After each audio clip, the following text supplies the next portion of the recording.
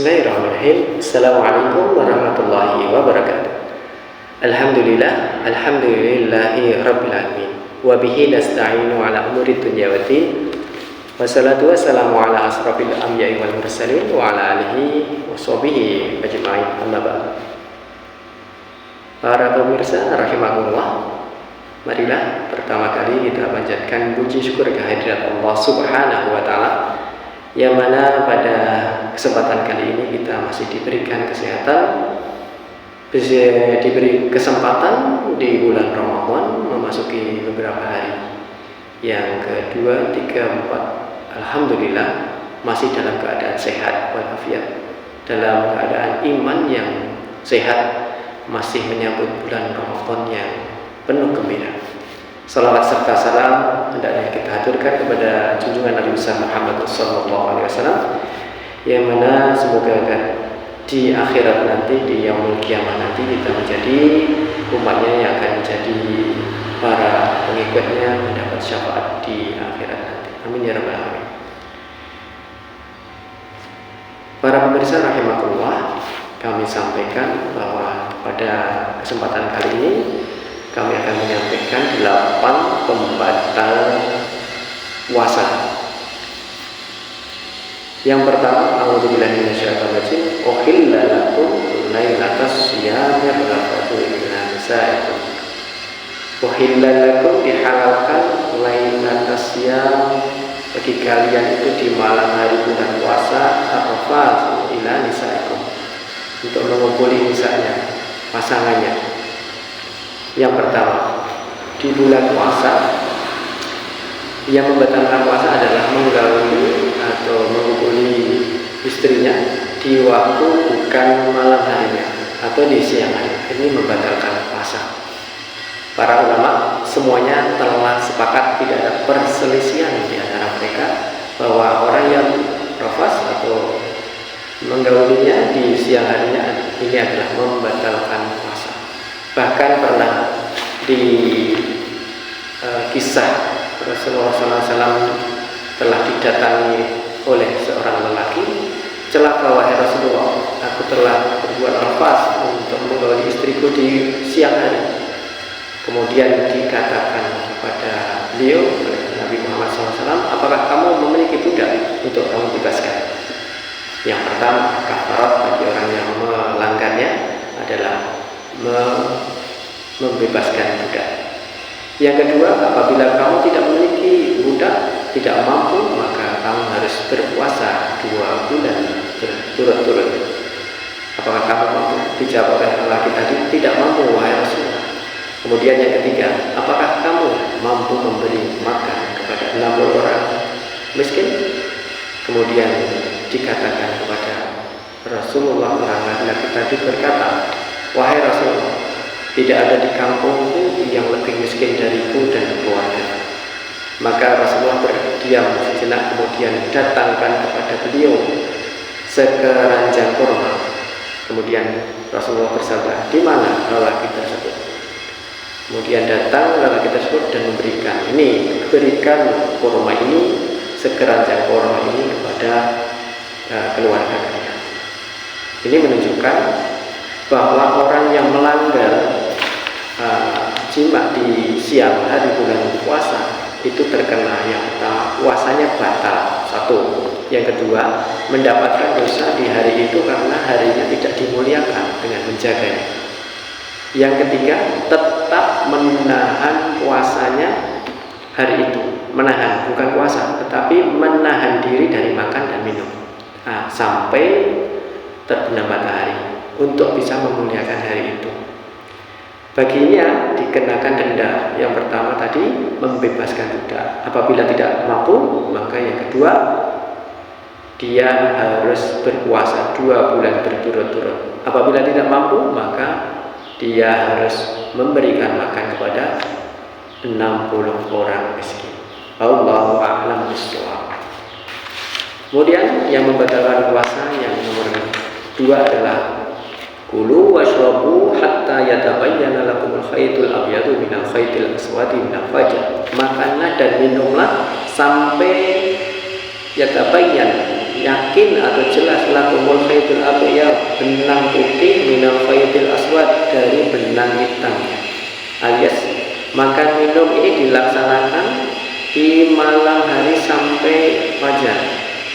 Apabila telah fajar ngising atau telah pagi, maka di sini ini adalah batasan untuk berpuasa sampai terbenam.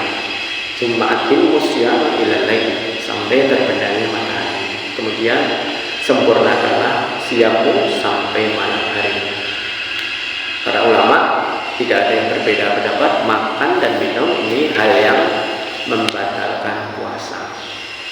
Bahkan makan sedikit pun dengan sengaja, maka tidak. Ini hal yang membatalkan puasa. Sedikit banyak sama. Apabila dengan sengaja. Bagaimana dengan yang tidak dengan sengaja?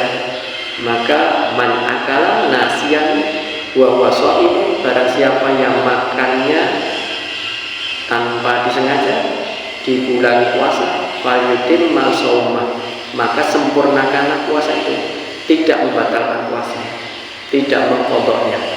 Fa inna ma'amahu, sesungguhnya Allah memberi makan, wasaqahu, dan Allah memberi minum.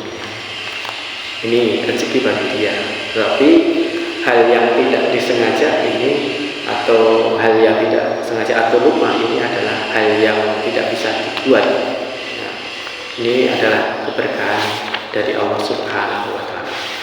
Yang nomor 3, hal yang membatalkan puasa adalah muntah dengan sengaja.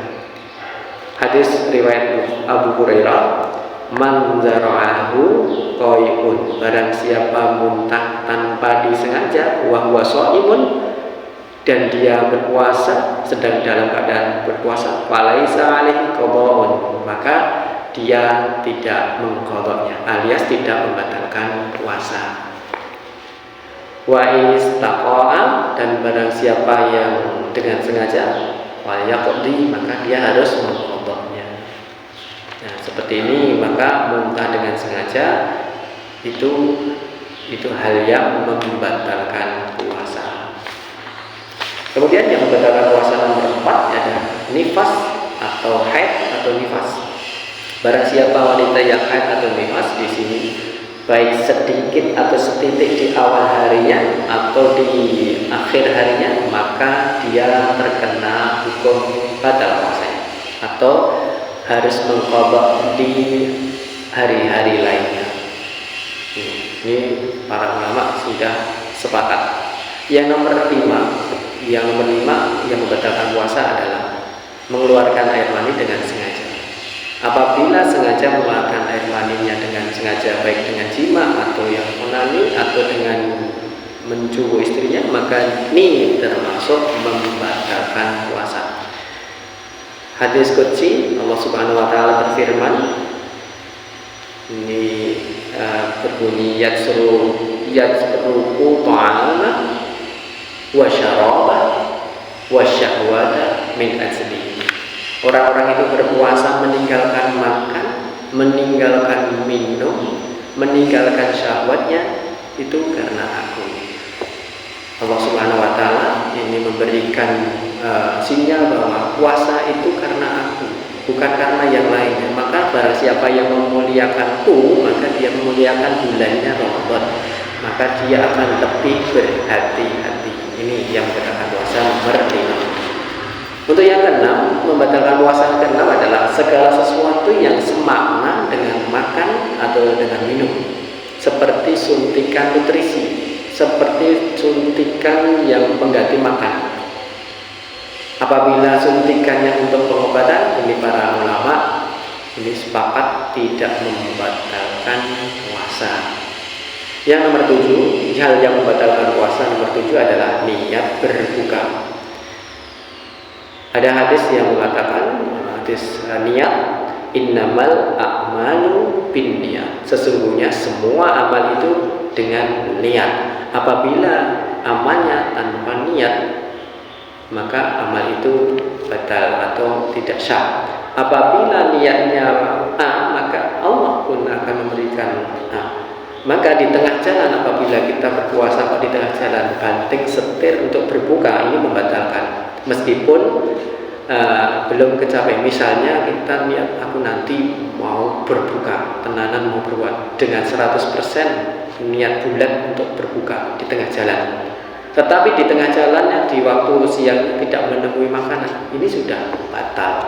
Maka diwajibkan untuk mengqadha'nya. Maka hati-hatilah dengan niat.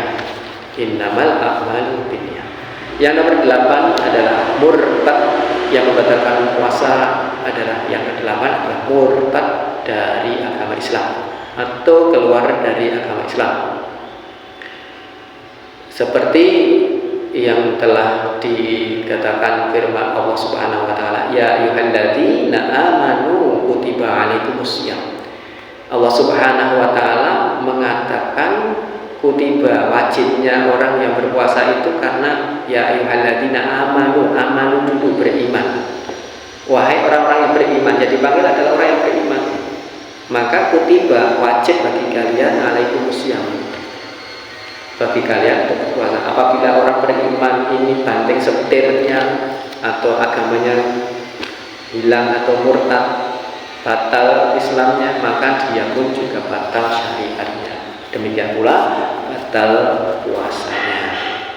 Maka berhati-hatilah kita semuanya akan 8 hal tersebut. Semoga mendapat manfaat dari apa yang kami utarakan. Kurang lebihnya mohon maaf. Billahi taufik wal hidayah. Wassalamualaikum warahmatullahi wabarakatuh.